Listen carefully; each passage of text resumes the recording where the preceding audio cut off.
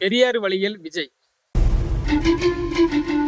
Welcome back to another video. இன்னைக்கு என்ன பார்க்க போறோம்னா, விஜய் அவர்கள் வந்து ட்விட்டர்ல வந்து பெரியார் வழியில தான் பின்பற்ற போறோம் அப்படின்னு சொல்ற மாதிரி தன் கொள்கையை வந்து அறிவிச்சிருக்கிற மாதிரி தெரியுது. என்னன்னா அவர் வந்து ஒரு டிவிகே அப்படின்னு சொல்ற ஒரு கட்சி, அதாவது தமிழக வெற்றி கழகம் அப்படின்னு சொல்லிட்டு ஒரு கட்சியை வந்து அறிமுகப்படுத்தினாரு. அதுக்கு கொடி பாடல் எல்லாமே அறிமுகப்படுத்தி அவரோட கொள்கையை பத்தி மாநாட்டுல தான் பேச போறாருன்னு நினைச்சோம். ஆனா இப்ப என்னன்னா ட்விட்டர்ல வந்து ஒரு போஸ்ட் ஒன்று போட்டிருக்காரு. அந்த போஸ்ட்ல என்ன இருக்குன்னா, சாதி மதம் ஆதிக்கம் மற்றும் மூடப்பழக்க வழக்கங்களால் விலக்கிடப்பட்டு கிடந்த தமிழக மக்களிடையே விழிப்புணர்வை விதைத்தவர்.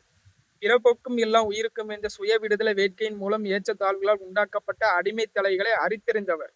மக்களை பகுத்தறிவு மனப்பான்மையுடன் போராட தூண்டியவர். சமூக சீர்திருத்தவாதி, பகுத்தறிவு பகலன், தென்னகத்தின் சாக்ரட்டிஸ். தந்தை பெரியார் அவர்களின் பிறந்த நாளில் அவர்கள் வலியுறுத்திய பெண் உரிமை, பெண் கல்வி, பெண்கள் பாதுகாப்பு, சமத்துவம், சமய உரிமை, சமூக நீதி பாதையில் பயணிக்க உறுதியேற்போம் அப்படின்னு சொல்லிட்டு இப்ப சொல்லியிருக்காரு.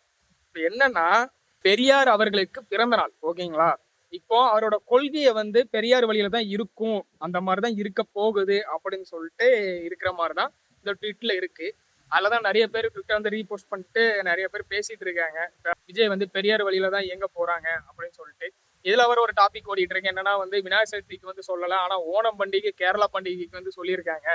அதனால வந்து இவரும் திராவிட கட்சிகள் மாதிரிதான் இருக்க போறாரு, இப்பவே தெரிஞ்சிருச்சு அப்படின்னு சொல்லிட்டு நிறைய பேர் பேசிட்டு இருக்காங்க. நீங்க இதை பத்தி என்ன நினைக்கிறீங்கன்னு சொல்லிட்டு கீழே கமெண்ட் செக்ஷன்ல கமெண்ட் பண்ணுங்க. அடுத்த வீடியோல பார்க்கலாம். பாய்.